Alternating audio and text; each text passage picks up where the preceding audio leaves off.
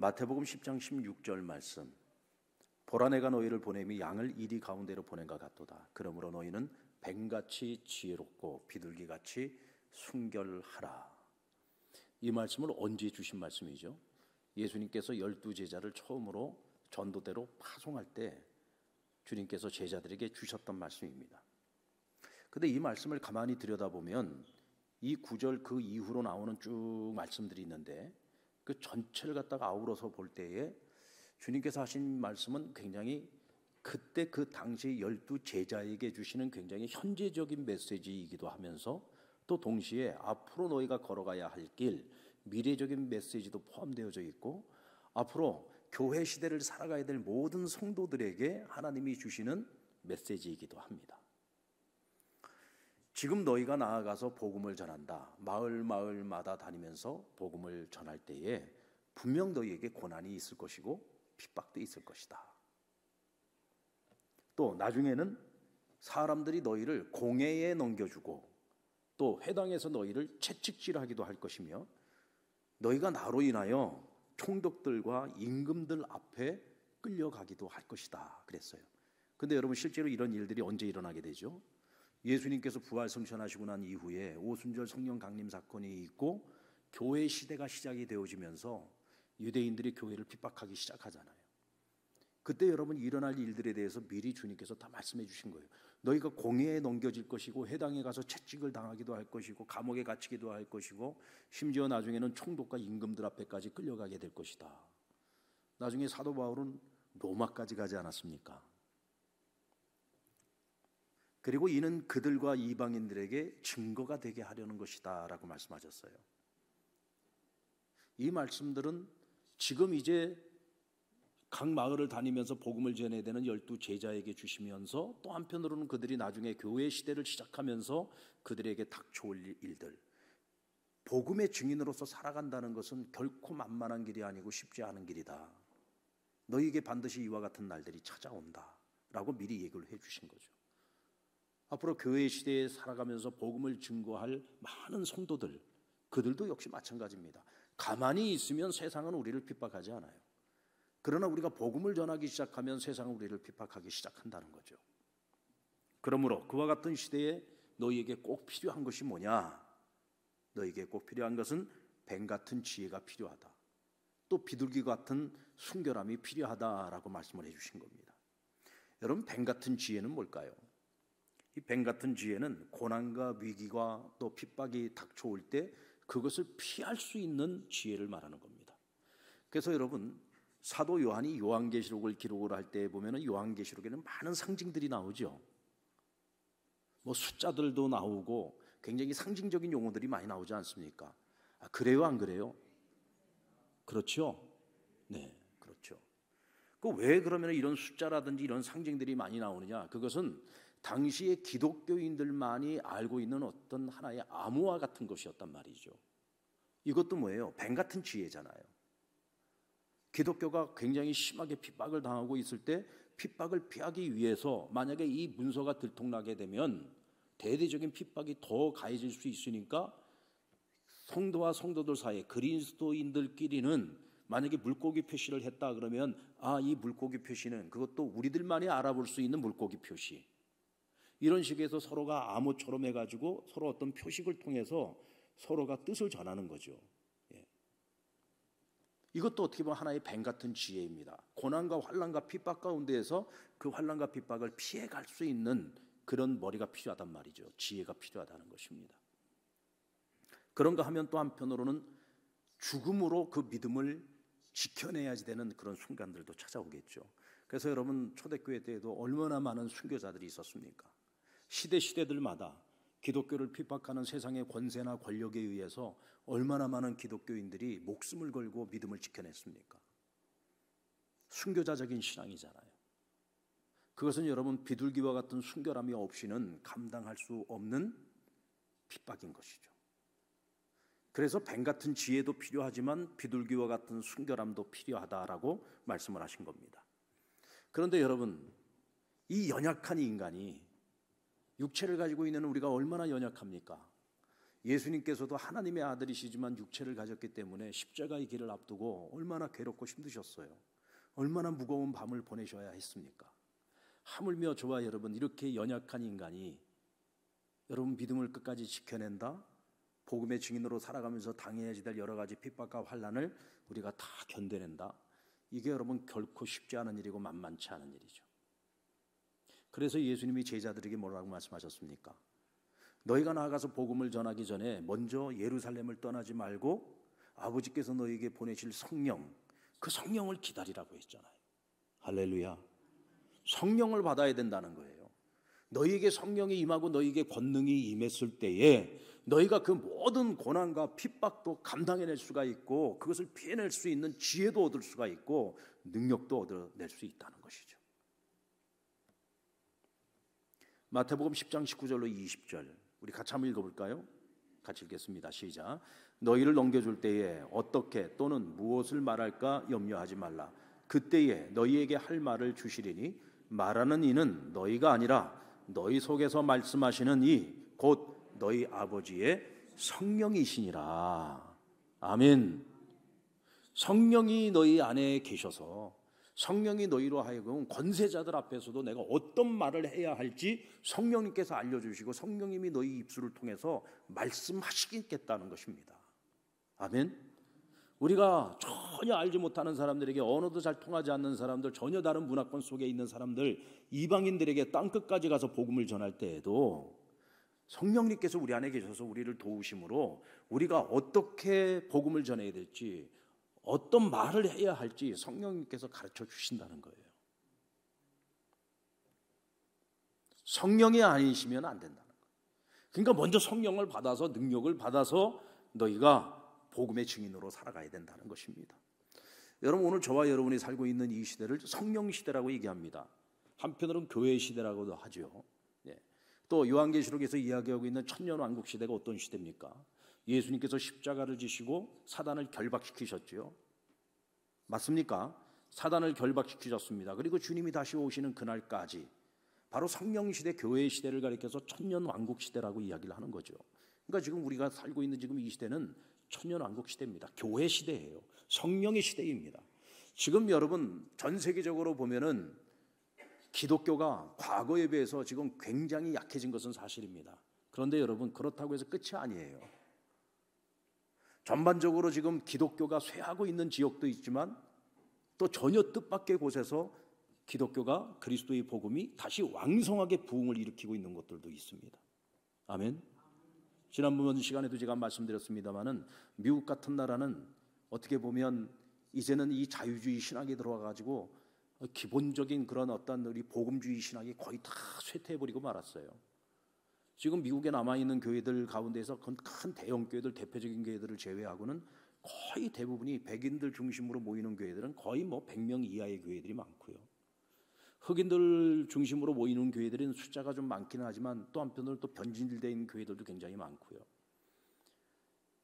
그래도 우리 한국 교회는 어떤 미국 교회가 성장하는 교회들을 바라보면서 지켜보면서 또 그들이 실패하고 경험하는 것들을 통해서 우리 한국 교회는요 그래도 시행착오를 우리가 잘 넘길 수가 있었습니다. 근데 오늘날 우리 한국 교회도 지금 많이 지금 쇠퇴해져 가고 있지 않습니까? 한참 부흥했던 교회들은 지금 쇠퇴를 향해서 나아가고 있고, 그런가 하면 아예 기독교의 복음이 전혀 들어가지도 못했던 것들의 복음이 들어가가지고 지금 왕성하게 부흥의 역사가 일어나는 것들도 있습니다. 지금 또 미국 교회 안에서도 학교 채플에서 일어난 부흥이 지금 미국에 있는 전역의 교회와 또 학교에 있는 채플들을 갖다가 지금 막 변화시키면서 또 새로운 부흥 운동이 일어나고 있단 말이죠. 그래서 저는 여러분 아직까지 이 복음의 이 불꽃은 사그라지지 않았다. 할렐루야. 성령님께서 지금도 곳곳에서 일하고 계신다.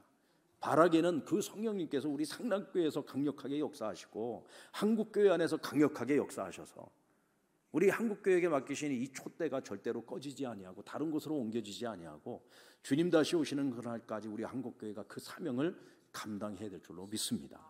이 일을 위해서 우리는 깨어서 기도해야 되는 거죠. 그런데 이것이 성령의 도우심이 없이는 안 된다는 것입니다. 주님이 다시 오시는 그날까지 교회를 교회답게 만들고 복음으로 세상을 살리게 하는 것, 이것은 성령의 사역이라는 것이죠. 자, 그런데 여러분, 이 성령의 사역은 누구를 통해서 이루어질 수 있습니까? 성령은 보이지 않는 하나님의 영이잖아요.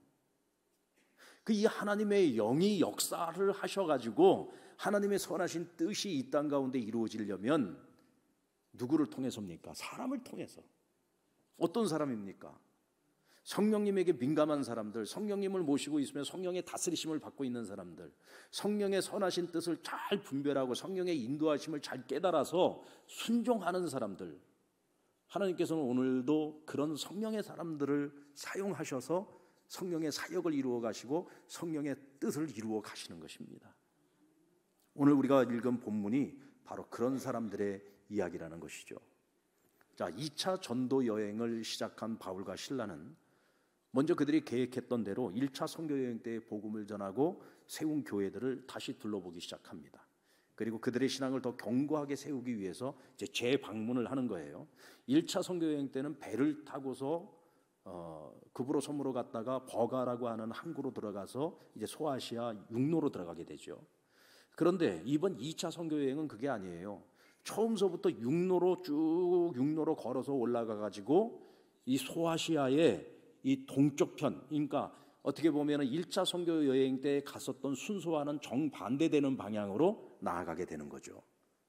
그러면서 그들이 가서 복음을 전하고 세웠던 교회들, 일꾼들을 다시 찾아가서 재방문하면서 그들의 신앙을 더 견고하게 다지고 또 그 가운데 훌륭한 일꾼들을 길러내는 일을 계속해서 반복적으로 해나간 겁니다. 자, 그러다가 그들이 더베를 거쳐 루스드라에 이르게 되었다라고 말씀하고 있어요. 여러분, 루스드라가 어떤 곳이었습니까? 자, 1차 선교 여행 때 바울과 바나바가 갔던 이 루스드라에서 어떤 일이 있었어요? 네, 사도 바울이 돌에 맞아 죽다 살아난 곳이잖아요. 그런데 또 다시 일어나 가지고 성 안으로 다시 들어갔죠. 그리고 들어가서 또 복음을 전하다가 어디로? 더베로 갔단 말이에요. 근데 이번에는 더베를 거쳐서 루스드라로 온 거예요. 거꾸로 온 겁니다. 그리고 이 루스드라 성으로 왔더니 여기에서 어떤 일이 있었냐? 훌륭한 일꾼을 만나게 됩니다. 그래서 바울이 저 청년은 내가 이번 2차 선교여행 때 데리고 가서 잘 훈련시키면 훌륭한 하나님의 종이 되고 하나님의 일꾼이 되겠다. 이런 사람을 하나 찾아내게 됩니다. 그가 누구죠? 디모데라고 하는 인물입니다. 우리 1절 말씀 같이 한번 볼까요? 1절 시작. 바울이 더베와 루스드라에도 이르매 거기 디모데라 하는 제자가 있으니 그 어머니는 믿는 유대 여자요 아버지는 헬라인이라. 디모데는 루스드라와 이고니온에 있는 형제들에게 칭찬받는 자니 그랬어요. 자, 디모데는 아버지가 헬라 사람이에요. 그런데 어머니는 유대 여자예요. 그런데 그가 믿는 자라고 했습니다. 뿐만 아니라 루스드라와 이고니온, 그러니까 루스드라에서 또 이고니온에 있는 형제들에게 그는 굉장히 칭찬 듣고 있는 제자였다라고 말씀하고 있습니다. 여러분들 누군가에게 칭찬을 듣고 있다는 얘기는요, 신앙만 좋은 게 아닙니다. 그 사람의 성품, 인품, 성격 이런 모든 것들을 다 아울러 가지고 참 사람이 훌륭하다 이런 소리를 듣고 있었다는 거예요. 그런데 유대 사회는 여러분 모계 사회인 것 아시죠? 이 모계 사회라는 얘기는 무슨 얘기냐면 만약에 어머니가 유대인인데 남편이 헬라인이에요. 그러니까 아버지가 헬라인입니다. 그러면 어머니가 유대인이기 때문에 그 사이에서 태어난 남자아이는 유대인이 될 수 있어요. 어떻게 유대인이 되느냐? 할례를 행함으로써 유대인이 될 수가 있습니다. 그런데 디모데는 할례를 행했어요, 안 했어요? 아직까지 할례를 행하지 않았습니다. 그러니까 유대인들이 디모데는 아버지가 헬라 사람이기 때문에 또 어머니가 유대인이라서 할례를 행했으면 유대인으로 받아들일 수 있지만 아직까지 할례를 행하지 않았기 때문에 유대인으로 인정을 안 했어요. 받아들이지 않았습니다. 자, 그런 상황이었던 디모데입니다. 하지만 마음만 먹으면 유대인이 될 수 있어요, 없어요? 유대인이 될 수 있어요.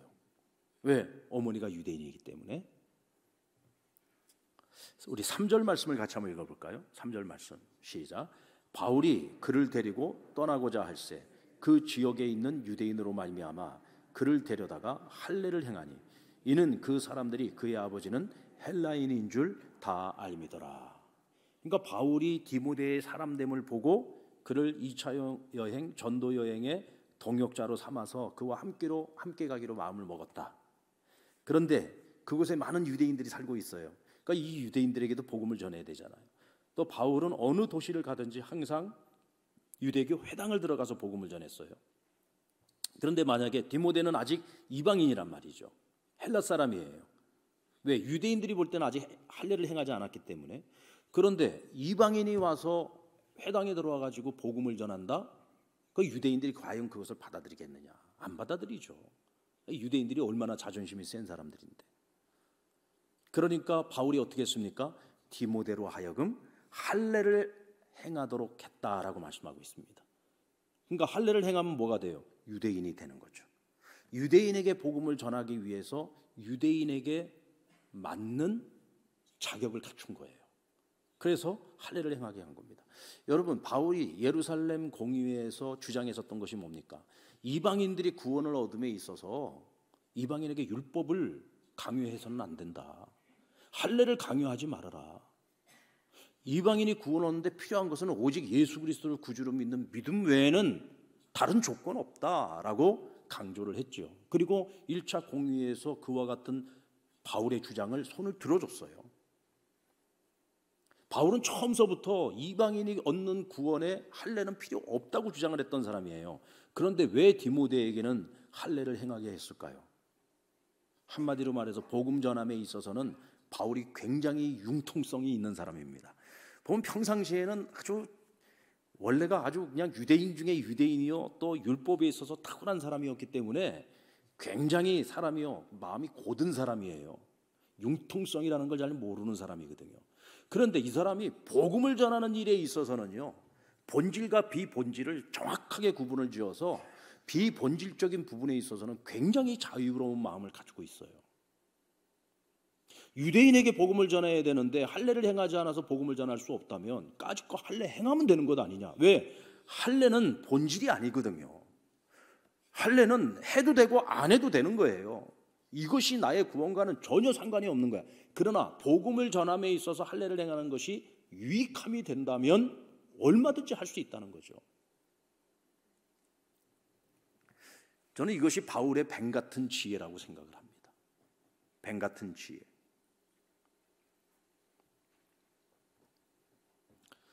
여러분들 청소년들이나 젊은 청년들에게 이 복음을 전할 때 일단은 먼저 접촉점이 있어야 되잖아요.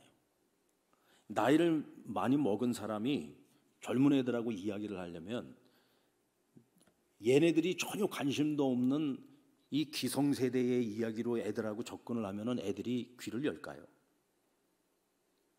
결국 우리가 눈높이를 낮춰야 되는 거예요. 그래서 청소년 사역자들이나 청년 사역자들 같은 경우는요, 조금 프리할 필요가 있어요. 그래서 청년 사역자들은 요즘 애들이 좋아하는 게임이 어떤 게임을 좋아하는지 그런 것도 좀 알아야 되고, 그래서 그런 게임도 좀 한번 해봐야 됩니다. 그래서 제가 보니까 우리 정의준 목사님이 지금 청년부 하고 있는데 제가 가끔 가다 보면 이 핸드폰 가지고 뭘 게임 같은 걸 하고 있더라고. 예, 나한테 들켰어요. 뭘 하고 있더니 열심히 그 같이 차 타고 가는데도 뒤에서 하고 있더라고. 그래서 내가 딱 보면서 딱 청년 사역자다. 그 청년 사역자는 저래야지. 청년 사역자가 너무 거룩하게 맨날 성경만 들여보고 있으면 되냐? 좀 게임도 하고 요즘 애들이 뭔 게임을 좋아하는지도 좀 알고 그래야지. 뭔 얘기를 하다가 야 너 그거 할 줄 아냐? 너 그거 레벨이 몇이냐? 이러면서 조금 그래도 뭔가 좀 마음을 딱 야 우리 목사님 야 이 게임도 안 해? 레벨도 안 해? 목사님은 레벨이 야 나 레벨 10이야. 목사님 나는 레벨 아직 8인데 목사님 나보다 2단계나 선배님 이러면서 그거 좀 통할 거 아니에요. 서로 마음과 마음이 통했을 때 전하는 복음도 먹혀들죠. 그렇지 않습니까? 네. 그래서 청년 사역자들이나 또 청소년 사역자들은 옷 같은 경우도요. 때로는 교회에서야 또 그럴 수 있지만은 우리가 뭐 밖에서 아이들하고 만나가지고 교제를 한다든지 그럴 때는 뭐 청바지 입고 티 입고 아이들하고 눈높이 맞춰서 그렇게 접근하는 것도 굉장히 좋은 방법이죠. 그냥 사역자라고 막 항상 양복 다 입고 애들 벌써 양복 입고 나타나면 아이들이요 마음을 잘 안 열어요.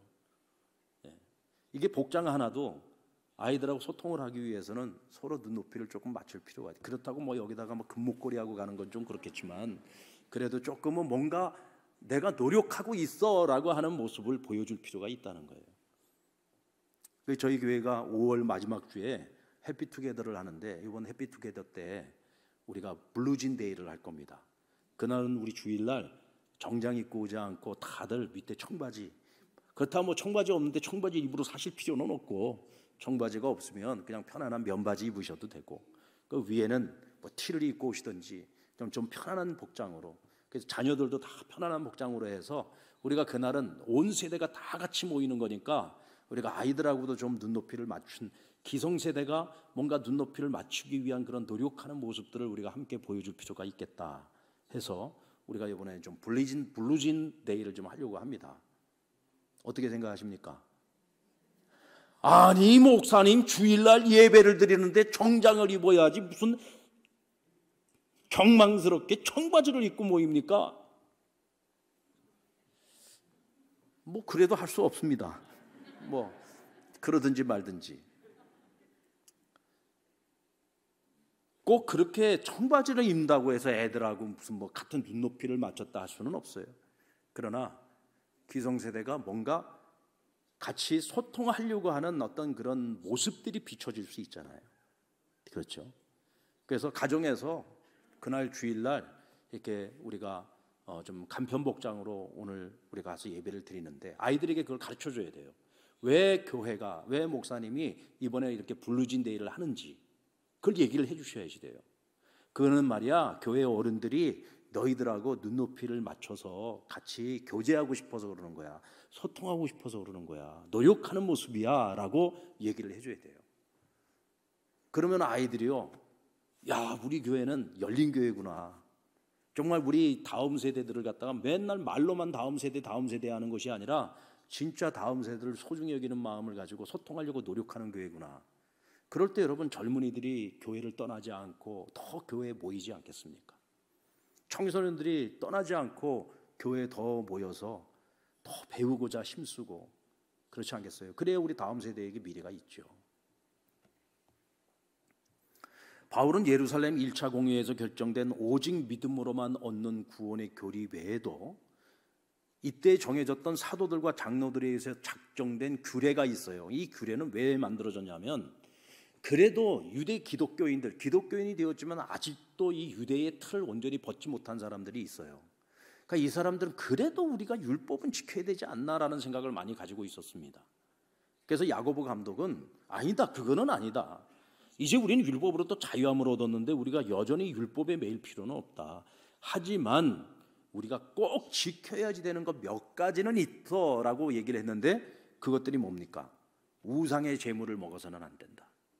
또 피와 목매어 죽인 것과 음행을 멀리해야 된다.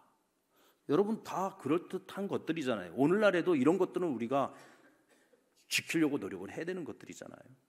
이건 누가 들어도 타당한 거예요. 이방인들이 들어도 아 그래 그 정도는 지켜야지라고 충분히 공감할 수 있을 만한 규례를 정한 것입니다. 그런데 바울이 2차 선교여행에서 처음 내가 가서 교회 복음을 전했던 곳에 가가지고 뭘 전했다 그랬어요. 1차 공회에서 결정된 오직 믿음으로만 얻는 교리를 가르치고 바로 이 규례들을 가르친 거예요. 그런데 가르치기만 한 것이 뭐라? 지키도록 했다 그랬어요. 한번 따라 볼까요? 가르쳐 지키도록 했다. 여러분 저는 이 말씀이 굉장히 중요한 말씀이라고 생각합니다. 가르치기만 한 게 아니에요. 가르친 것을 그들이 지켜서 행하도록 권면하고 그것을 지도해야 돼요. 실천하지도 않을 거 백날 가르치면 뭐 하겠습니까? 정말 한 가지일지라도 제대로 배운 것을 실천해야 거기서 열매가 있는 거지. 배운 것 많아서 그냥 머리는 커졌는데 실천은 하나도 안 해. 그럼 그게 무슨 의미가 있겠어요? 근데 바울은 이 교회들 가서 긴 시간 있지 못해요. 잠깐 있는 시간이었음에도 불구하고 그는 열심히 가르치면서 그들이 그것을 지켜 행하도록 권면하고 지도했다는 거예요. 그랬더니 어떤 일이 생기냐? 그들의 믿음이 더 견고해지고 믿는 자들의 수가 더 많아졌다 그랬어요. 한마디로 말하면 뭐예요? 부흥이 일어났다는 거죠. 할렐루야. 부흥이 일어났다. 예수님께서 제자들에게 뭐라고 말씀하셨습니까? 너희는 모든 민족을 제자 삼아야 된다 그랬어요. 모든 민족을 제자 삼을 뿐더러 그들에게 내가 가르치고 지시한 것을 그들에게 가르쳐 지키게 하라 그랬어요. 전하라고만 하지 않았습니다. 그것을 전하고 그들로 하여금 그것을 지키도록 해라 그랬어요. 지키도록 해라. 여러분, 우리가 가정에서부터 우리 자녀들을 하나님 말씀으로 가르치고 그들이 그것을 실천할 수 있도록 지도해야 되는 거예요. 우리 자녀들이 어렸을 때부터 하나님의 말씀을 듣고 배우고 그것을 지키려고 애를 쓰면은 어떤 일들이 일어나겠습니까? 우리 가정에 영적 부흥이 일어나지 않겠어요? 우리 아이들의 인생에 영적 부흥이 일어나지 않겠습니까? 영적인 부흥만 일어나겠습니까? 말씀을 지켜 행하고 실천하는 삶을 살아가면 우리 아이들 하나님 책임져 주시고 지혜를 부어주시고 그 아이들의 길을 열어주시고 하나님께서 세상에서도 그 아이들을 높여주시지 않겠습니까? 애들 다 키웠다고 아멘을 안 하시네요. 예?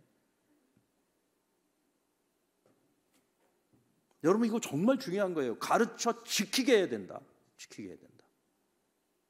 저도 가만히 생각을 해보니까 지금까지 살아오면서 가르치는 일에 열심이었지 지키게 하는 일에는 조금 덜 열심이었던 것 같아요. 이게 교인들에게도 하나님의 말씀을 가르치는 일은 열심히 했는데 그것을 지키도록 하는 일에는 내가 조금 더 좀 강한 목사가 될 필요가 있었겠다라는 생각이 들어요.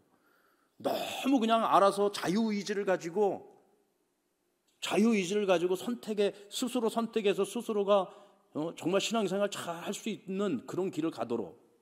근데 여러분, 인간이란 존재가요, 그렇게 알아서 자유의지로 당신들이 잘 선택해서 알아서 잘 하세요 해가지고 되는 게 아니더라고요. 때로는 못된 목사, 우리 목사님은 그냥 너무 강해, 너무 지독해, 이런 소리를 좀 듣더라도 교인들이 지켜 행하도록 해가지고 하나님이 약속하신 복을 받도록 해야 되는데 제가 너무 마음이 여려가지고 제가 마음이 좀 여려요. 그죠? 여러분, 제가 세 보이죠? 근데 안 그래요. 제가 진짜 마음이 여린 사람이에요. 그래서 사람이 독하지를 못해요. 이게 보니까 그렇더라고요. 독한 목사 밑에서요, 건강한 신앙인들이 나오더라고요. 이렇게 저같이 그냥 약해 빠진 목사 밑에서는 그냥 어정쩡한 신앙인들만 많이 나오는 것 같아요. 여러분들 빼고 오늘 이 자리에 안 오신 분들의 얘기입니다. 아니, 수요 부흥 기도회가 이거 이거는 당연히 우리 공예배예요. 공예배면 당연히 나와야지. 당연히 나와서 하나님 앞에 예배 드려야지. 그렇잖아요. 다 핑계입니다. 직장이 어떻고 다 핑계예요. 애들 핑계, 다 핑계입니다. 이렇게 하나님 앞에 나와서 우리가 마음껏 예배할 수 있을 때 예배를 드려야지. 그렇잖아요. 언제 또 교회 문 닫힐지 모릅니다. 언제 또 그런 코로나 사태가 또 벌어질지 우리가 알 수 없어요. 그러면 그때 또 우리가 후회하겠죠. 그때 내가 열심히 예배 드릴 걸. 그래도 여러분, 3년 만에 끝났으니까 다행이지. 언제 또 그런 일이 생길지 우리가 어떻게 합니까? 우리 미래는 알 수가 없어요. 그래서 가르쳐 지키는 것이 정말 중요하다. 이번에 전치수 끝나고 난 다음에 제가 참 놀라는 거는, 제가 제자대학 하면서 제자대학 할 때마다 느꼈던 건데 이번에 또 느꼈어요. 이게 제자대학 우리 1학기가 양육훈련이잖아요. 그 양육반 이제 처음 딱 해서 한 2주, 3주째 갈 때까지도 보면은 찬양 소리도 미지근하고 기도도 미지근하고 이게 학습 태도도 미지근하고 그래요. 근데 전인격 취수장애를 딱 끝나고 나면은요, 제가 하라고 하지도 않았는데도 막 찬양 소리가 달라져. 막 기도 소리가 달라져. 막 눈빛이 반짝반짝 빛나요. 전지수를 통해서 내 심령이 거듭나고 내 심령이 변화되니까 뭐라고 하라고 하지 않아도 본인들이 그냥 찬양이 달라지고 기도가 달라져. 그 전치수가 이게 영혼을 살리고 생명을 살리는 것 같아요. 저도 마찬가지면 저도 마찬가지고. 전치수 토요일 날 하루 종일 육체적으로는 힘들어요, 사실. 그렇지만 그렇게 전치수를 하고 나면은 막 제 영이 막 깨어나. 제 영이. 그리고 영적인 힘이 생겨요. 육체적으로는 힘들어요. 그런데 영적으로는 오히려 그냥 더 충만해져요. 더 충만해져요.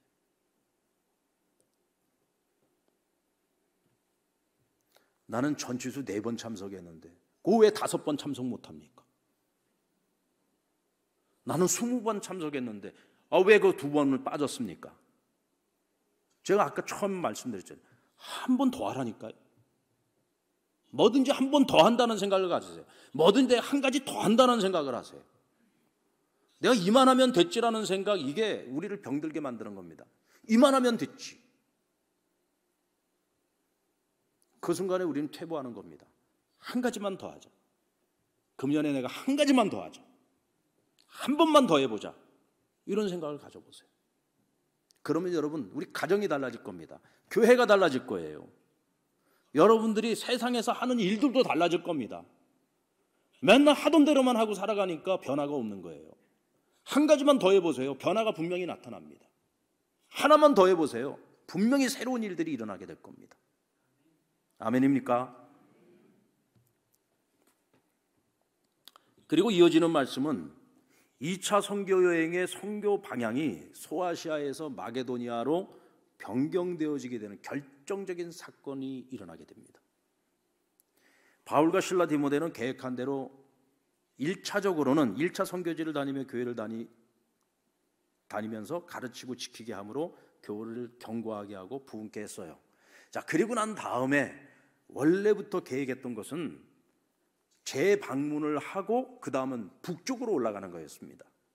이 북쪽 지역이 어디냐면 비두니아라고 하는 지역이에요. 그런데 이 비두니아 지역은요, 북쪽 지역은 산악지형이 많습니다. 산악지형이 많아가지고 이쪽을 다 걸어서 다니면서 복음을 전하려면 시간도 많이 걸리고 또 굉장히 위험한 지형이기 때문에 사고가 많이 날 수도 있어요. 그럼에도 불구하고 이왕에 시작한 것 소아시아, 이번 2차 선교여행 때 완전히 소아시아 복음화를 확실하게 이뤄놓자 해가지고 목표를 소아시아 복음화 이렇게 잡은 거죠. 근데 이상하게도 그쪽으로 가려고 그러면은 자꾸 길이 막히는 거예요. 그래서 오늘 성경에는 뭐라고 얘기하고 있느냐면 6절 말씀에 성령이 아시아에서 말씀을 전하지 못하게 하시거늘 그들이 부르기아와 갈라디아 땅으로 다녀가 그랬어요. 그러니까 예전에 방문했던 곳만 방문을 할 수 있는 거지 그 위로는 못 올라가게 하시는 거예요, 하나님이. 근데 그거를 누가 막았다고요? 성령이 아시아에서 말씀 전하는 것을 막았다고 말씀하고 있습니다. 그래서 7절 말씀에는 보면은 무시아 앞에 이르러 비두니아로 가고자 힘쓸 때에 예수의 영이 허락하지 아니하시는지라. 성령님이 막는 거예요. 근데 어떤 방식으로 막았는지는 뭐 성경이 기록이 안 돼 있어서 알 수가 없지만은 여러분, 우리가 잘 아는 것처럼 바울이 어떤 사람입니까? 굉장히 목표지향적인 사람이잖아요. 내가 어디를 목표 지점으로 딱 정했으면요 무조건 가야 되는 거야. 어떤 장애물이 있어도 그것을 극복하고 넘어가서라도 가야 되는 거예요. 1차 선교여행 때에도 이 타우로스 산맥이 굉장히 험한 산맥이기 때문에 여기를 돌아서 가자고 하는데 뭐라 그랬어요? 바울은 바로 넘어가자. 우리가 어려움이 있을 때마다 맨날 피해가면 어떻게 우리가 선교를 다 하겠느냐. 그래가지고 강행을 했던 사람이잖아요. 그러니까 지금 성령님이 계속 막아. 아무리 가려고 해도 자꾸 이렇게 막히고 저렇게 막히고 계속 막히는 거야. 그런데도 바울이 어떻게 했을까요? 그 모든 성령의 방해를 뚫고 어떻게든 목표했던 바를 이루기 위해서 가는 거예요. 우리 셋째 동서가 혈액형이 A형입니다. 이건 제가 A형이 다 그렇다는 얘기는 아닙니다. 근데 이 A형들의 그 특징 중에 하나는 뭐냐면요, 목표 수정이 잘 안 돼요. 같이 어디 여행을 가잖아요. 어디 같이 여행을 가면 우리 어디 갔다가 어디 갔다 어디 가자 이렇게 딱 해서 정해놓은 게 있어요. 근데 여러분, 우리 여행이라는 게 그렇잖아요. 여행이라고 하는 것은 원칙에서 조금 벗어나야지 재밌는 것 아닙니까? 이게 이제 O형의 이제 여행 스타일이에요. O형들은요, 목표를 정해놓은 게 있어도 가다가 정말 경치 좋은 데가 있어. 그러면 야, 여기 경치 좋은데 우리 그냥 여기서 놀다가 가자. 뭐 그 목표가 그게 뭐 중요하냐? 에? 어디 좀 놀다가 가자. 그래서 있다 보니까 여기가 너무 좋아. 그럼 야, 여기서 그냥 우리 한 3일 있다가 가자. 뭐 이렇게도 바뀔 수 있어요. 그런데 우리 A형, 우리 셋째 동서는 그게 용납이 안 되는 거예요. 그래서 저하고 여행을 잘 안 가려고 해요. 우리 동서는 딱 정해놓은 거 있으면 무조건 가야 돼. 옆을 보지 않아요. 무조건 거기를 먼저 딱 도착을 해야 마음이 풀리고 속이 풀리는 거야. 우리 교회 목사님들 중에 이 목표 지향적인 목사님이 한 분이 있었어요. 제가 누구라고는 얘기 안 하겠는데 임아무개 목사님인데, 이게 교육자들 어디 수련회를 가면은 우리도 이제 목표를 딱 정해놓고 가잖아요. 그럼 저는 가다 어디 경치 좋은 데 있으면은 야, 우리 여기서 사진도 좀 찍고 좀 잠깐 있다가 가자. 그러면 이제 우리 목사님은 전화가 와요. 목사님, 저는 거기 먼저 가 있겠습니다.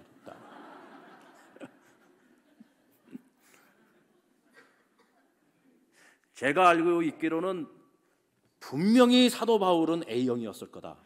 절대로 이 사람은 O형은 아니다. A, B형 아니면 A형이었을 거다라고 생각을 합니다. 여러분, 절대로 저는 이게 A형이 나쁘다는 얘기가 아닙니다. 또 이런 A형들이 굉장히 꼼꼼하잖아요. 굉장히 꼼꼼하고 또 어떤 이루고자 하는 일을 확실하게 해내는 능력이 있어요. 그래서 저는 우리 교육자들 A형을 굉장히 선호합니다. A형을 굉장히, 왜냐하면 제가 O형이기 때문에 저는 중간에 빠질 수가 있어요. A형들이 있어가지고 그래도 목사님, 우리가 목표 지점이 여기인데 여기 먼저 가야 되지 않겠습니까? 그래도 한마디 조언해주는 사람이 있어야지. 또 제가 여기서 그냥 머물자 그런다고 다 목사님 좋습니다, 우리 여기 머뭅시다 그러면 안 되잖아요. 그죠?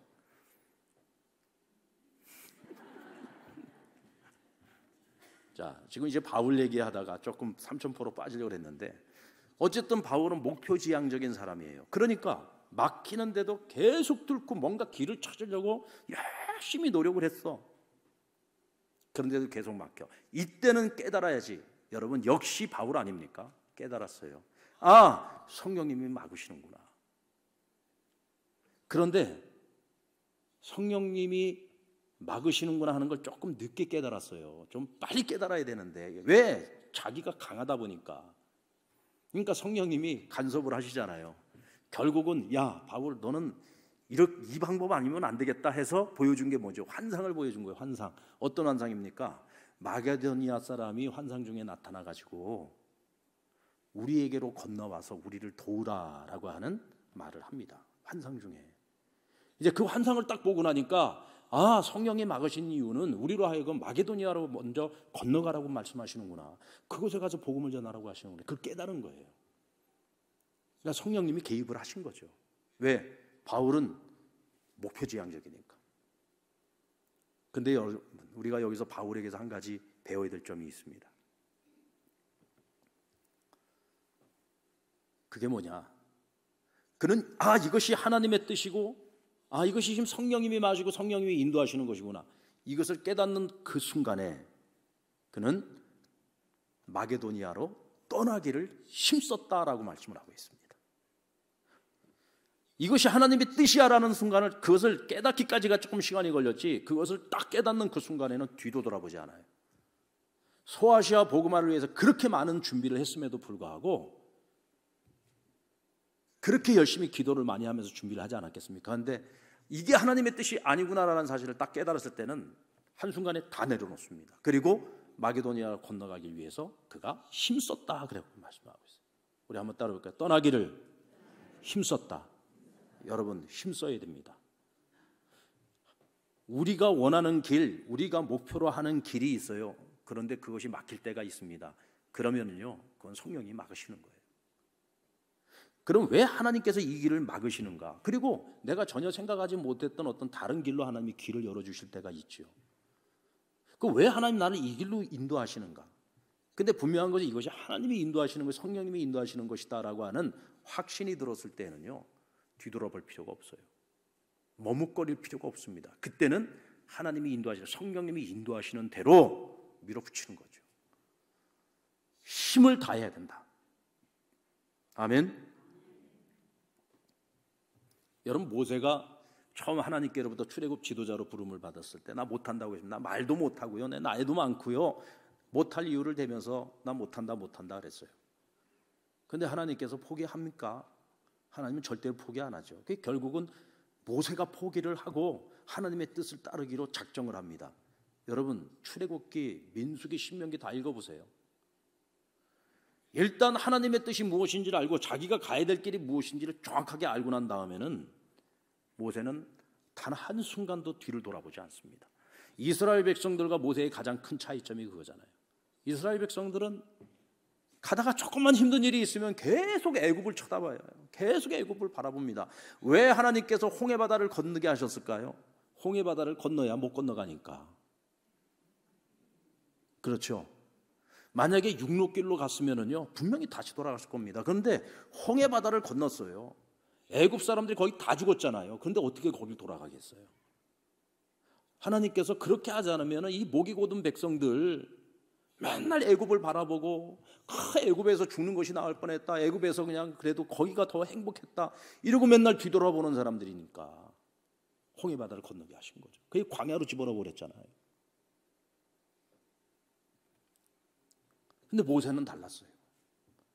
일단 하나님께서 택하셨고 하나님께서 그 길을 가게 하시면 뒤돌아보지 않습니다. 오로지 앞만 보고 가는 거예요. 사도 바울도 마찬가지잖아요. 나는 지난날의 일들을 뒤를 돌아보지 않는다. 오직 하나님 나를 부르신 부르심의 상을 바라보고 표대를 향하여 나는 오직 앞만 보고 간다. 절대로 뒤돌아보는 인생을 살지 않죠. 멋지지 않습니까? 이와 같은 사람들이 성령님께 쓰임받는 사람이고 성령님과 함께 동역할 수 있는 사람들이에요. 여러분, 빌립 집사가 사마리아에 가갖고 얼마나 큰 부흥을 일으켰습니까? 예? 엄청난 부흥이 일어났어요. 예루살렘 교회가 그 소문을 듣고 야, 정말로 사마리아 사람들이 그런 부흥이 일어났단 말이야. 그래가지고 베드로 사도를 보내지 않습니까? 근데 여러분, 한참 부흥이 일어나고 있는데 성령이 빌립 집사를 감동케 해가지고 그를 어디로 데리고 가셨어요? 광야로 갑자기 데리고 나갑니다. 저 한참 여기서 지금 사역하면서 부흥이 일어나고 있는데 이 사역 부흥의 현장을 버리고 광야로 나아가게 했어. 광야로 데리고 간 거예요. 거기서 누굴 만납니까? 에디오피아 내시를 만나고 그에게 복음 전하라고 해서 가서 그가 읽고 있던 성경을 해석해주고 그 세상 죄를 지고 가는 그 어린 양이 바로 예수 그리스도다. 그래서 그가 그 자리에서 예수님이 영접하고 세례받고 그리고는 본국인 에디오피아로 돌아가서 북아프리카의 복음화를 이루어내지 않습니까? 할렐루야.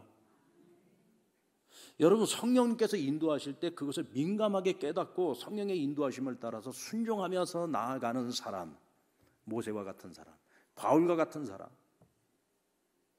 그리고 오늘 빌립 집사 같은 사람들, 하나님께서는 오늘도 이런 사람들을 사용하시는 줄로 믿습니다. 성령님께서는 오늘도 이런 사람들을 사용하고 계시는 거예요. 자, 그렇다면 하나님의 뜻에 순종함으로써 이제 마게도니아로 가게 되는데, 그러면 이 소아시아는 어떻게 되는 겁니까? 그러면 이 소아시아는 그냥 하나님이 버리시는 겁니까? 여러분, 하나님께서요 잠시 마게도니아로 방향을 선회시킨 것은 소아시아를 포기하는 게 아니에요. 소아시아 복음화를 위한 하나님은 더 좋은 계획을 가지고 계셨어요. 그게 어떻게 이루어집니까?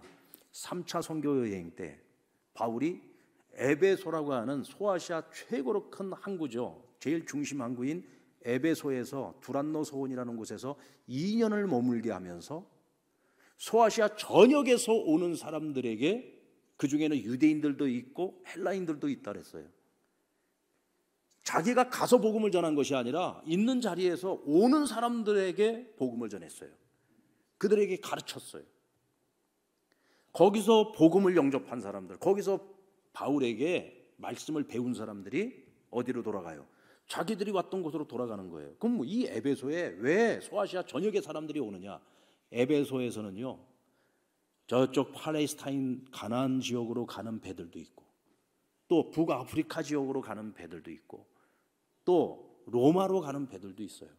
그러니까 지중해를 중심으로 해가지고 세계 곳곳으로 무역을 하는 배들이 그곳에 다 정박을 하는 곳입니다. 그러니까 소아시아 전역에서 무역업을 하는 사람들이 이곳에 와가지고 몇 날 며칠을 머물고 배를 타고 가서 무역을 하고 오는 거예요. 근데 이 사람들이 이곳에 왔을 때 누구의 소문을 듣냐? 바울이라는 사람의 소문을 들은 거예요. 그래서 머무는 동안에 할 일 없잖아요. 그러니까 뭐 맨날 뭐 술 먹어봐야 그게 그거고, 어디 가서 재미 봐봐야 그게 그거고, 그래도 뭔가 조금 괜찮은 사람들은 그래, 그 바울이라는 사람이 아주 뭐 말씀이 기가 막히게 되는데 한번 가서 뭔 얘기인지 한번 들어나 보자. 그리고는 두란노 서원에 갔다가 말씀 듣고 변화되고 깨지고 복음 받아들이고, 그리고는 그냥 바울의 제자가 돼서 거기서 더 말씀으로 2년을 머물렀으니까 충분히 배우지 않았겠습니까? 그리고 그들이 무역을 하러 갔다가 온 사람들도 있을 거고, 아예 그냥 그거 다 포기해버리고 자기들이 왔던 곳으로 돌아가가지고 거기 가서 복음 전하고 교회를 세우는 거죠. 할렐루야.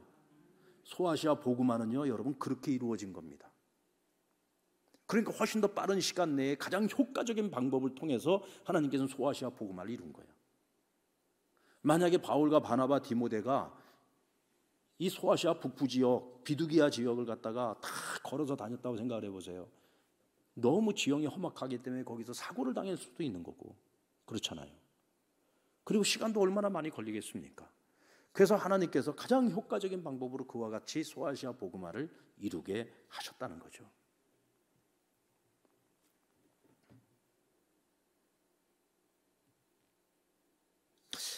이런 말씀을 들으면은 뭔가 여러분들의 표정 속에서 와, 진짜 하나님 그런 계획이 있으셨구나.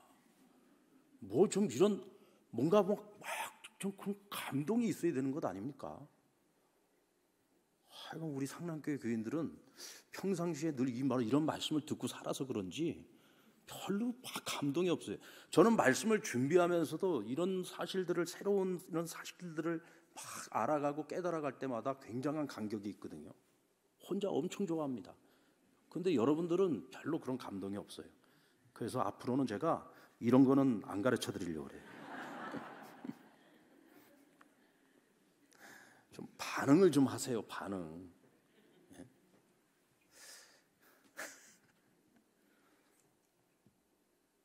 여러분, 성령의 인도하심을 인정하십시오.